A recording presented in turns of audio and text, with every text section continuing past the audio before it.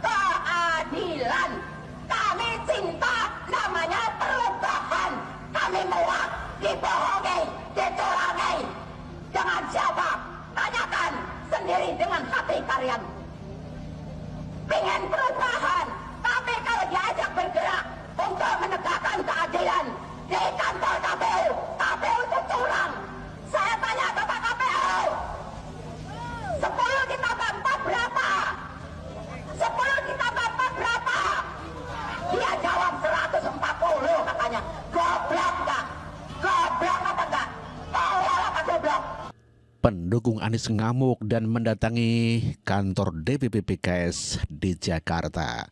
Ya, tentunya sangat kecewa sekali dikarenakan ditinggalkan PKS sehingga Anies tidak bisa maju di Pilgub Jakarta. Kantor DPP PKS sebagai kami ingin partai-partai pendukung yang sudah memberikan dukungan ke Pak Anies seperti PKB, Nasdem dan PKS ini tetap konsisten untuk tetap mendukung Pak Anies di Pilkada besok 2024. Itu aja sih yang jadi poin kita, bahwa harapan kami Jakarta dipimpin oleh Pak Anies kembali 1 periode aja. Kami tidak ingin memobilisasi massa, demo segala, enggak.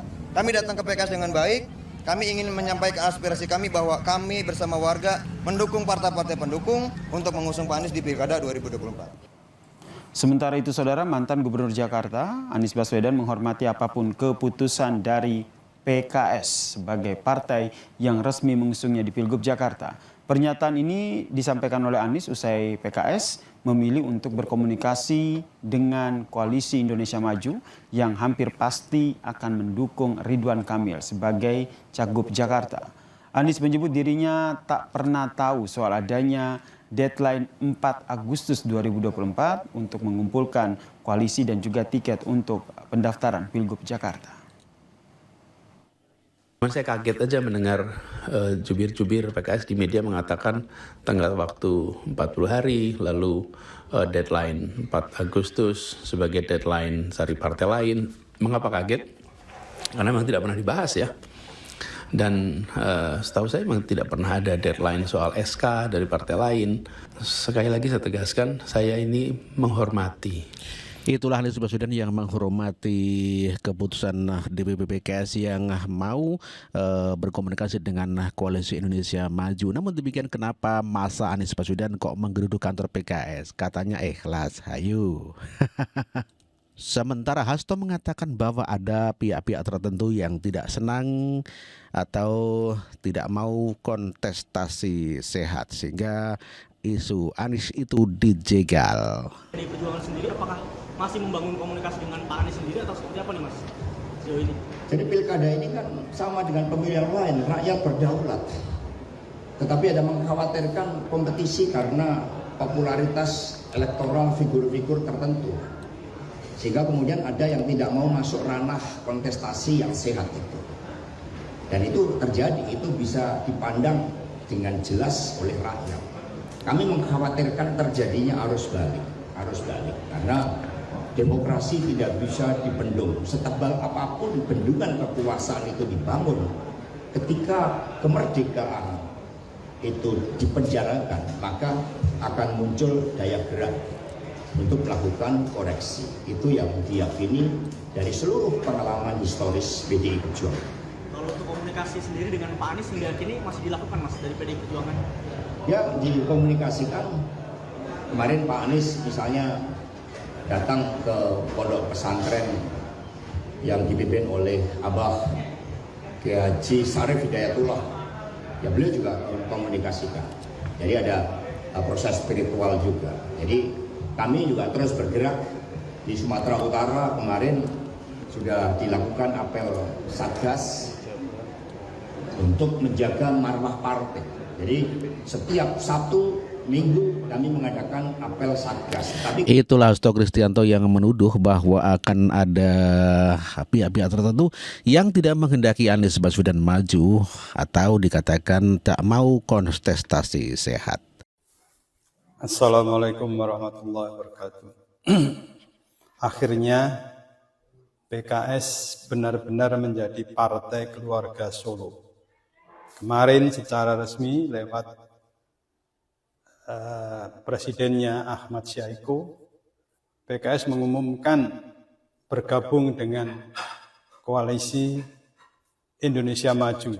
Artinya sekarang koalisi Indonesia Maju benar-benar menjadi Kim plus karena plus PKS.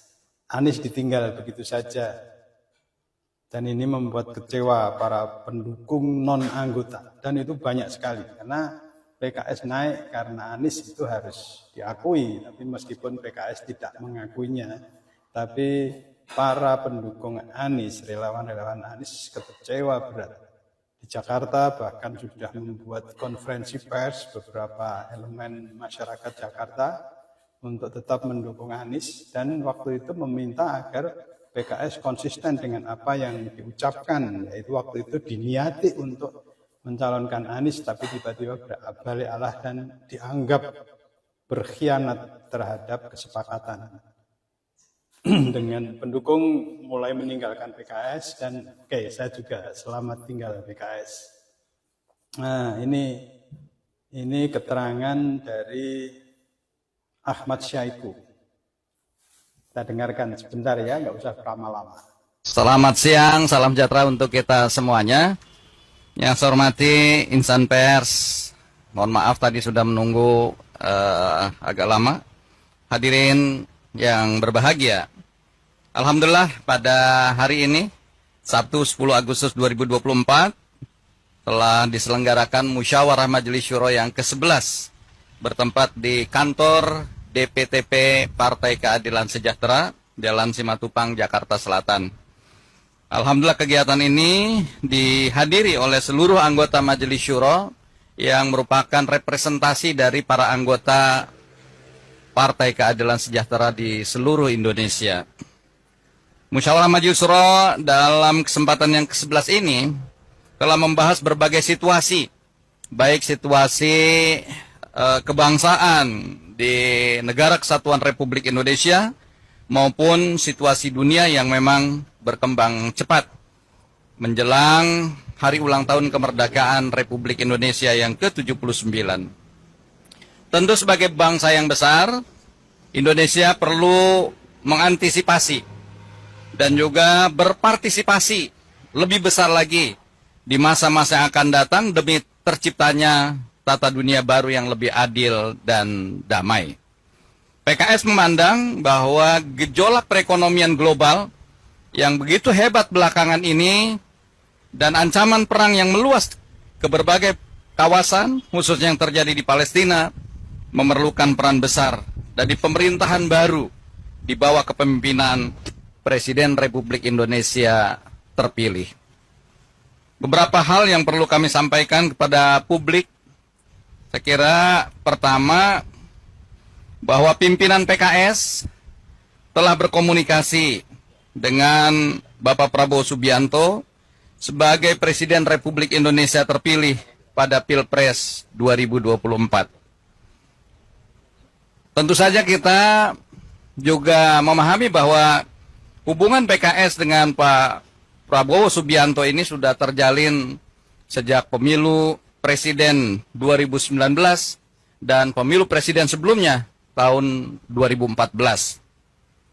Oleh karena itu, Musyawarah Majelis Syuro yang ke-11 ini mengamanatkan kepada DPP PKS untuk melanjutkan komunikasi yang telah berlangsung baik kepada pimpinan-pimpinan partai, tokoh-tokoh keumatan, tokoh-tokoh kebangsaan sebagai upaya untuk membangun Indonesia yang lebih baik. Saya kira demikian konferensi pers dalam kesempatan siang hari ini. Semoga Allah Subhanahu wa Ta'ala, Tuhan yang Maha Kuasa, senantiasa memberikan bimbingannya kepada kita dan meridhoi segala langkah-langkah perjuangan kita. Amin ya rabbal alamin. Wallahu waliyut taufiq wal aqwamit thoriq. Assalamualaikum warahmatullahi wabarakatuh. Dalam kondisi saat ini, saya rasa warga Jakarta khususnya, kita sedang bersedih. Saya nggak tahu apa yang harus saya lakukan, terutama untuk ibu-ibu semua di sini. Bahwa kita punya orang yang baik, kita punya orang berintegritas, kita punya orang yang bisa memimpin DKI, kita punya orang yang bisa kita percaya. dan kita yakini bahwa beliau bisa memimpin Jakarta, dan itu sudah terbukti masa lalu. Yang kita sedihkan, kenapa kok partai-partai pendukungnya ini memanuver yang saya sendiri, para ibu-ibu, saya rasa ini bertanya-tanya, apa kesalahan Pak Anies? Apa yang pernah Pak Anies lakukan masa lalu? Saya berharap kepada pemimpin partai-partai yang telah berkomitmen untuk mendukung Pak Anies Rashid Baswedan, tolonglah dengar suara ibu-ibu, suara warga DKI, agar kita semua komitmen memberikan Pak Anies mendukung Pak Anies menjadi gubernur DKI. Kalau untuk semua pengusung di DKI, kita semua berharap Pak Anies menjadi gubernur. Untuk itu saya mohon kepada pimpinan partai yang telah berkomitmen, partai PKS, PKB, Nasdem, PDIP, dan itu semua, mari kita berkomitmen. Kita tidak boleh mengingkari janji. Kita sudah tahu betapa Pak Anies itu sudah memimpin DKI dan beliau berhasil. Ayo kita wujudkan ini. Kita semua sama-sama saling bahu-membahu untuk mewujudkan Pak Anies DKI 1.